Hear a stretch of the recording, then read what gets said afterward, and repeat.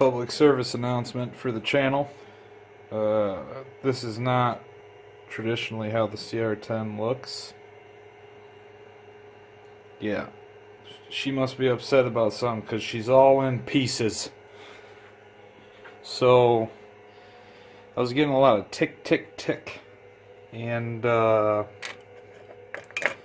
it was filament at first, but I'm thinking it was the PTFE tube not going all the way through on the nozzle throat.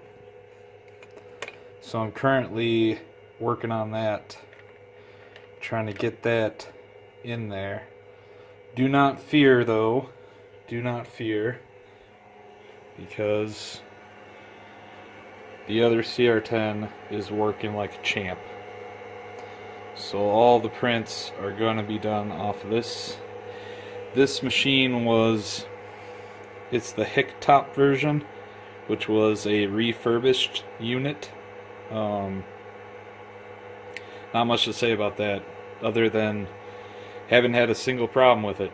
And this one was bought straight off Banggood, straight from the source.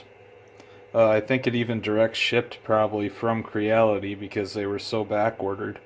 But yeah, I've had to redo the wiring here on the heat block because the heater core wasn't completing the circuit between these two red wires, so I had to go in there and rewire those because the crimps went bad.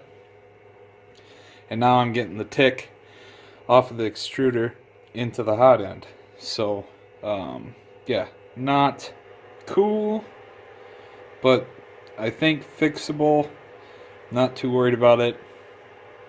I would say for the PSA, it's pay attention to your printer.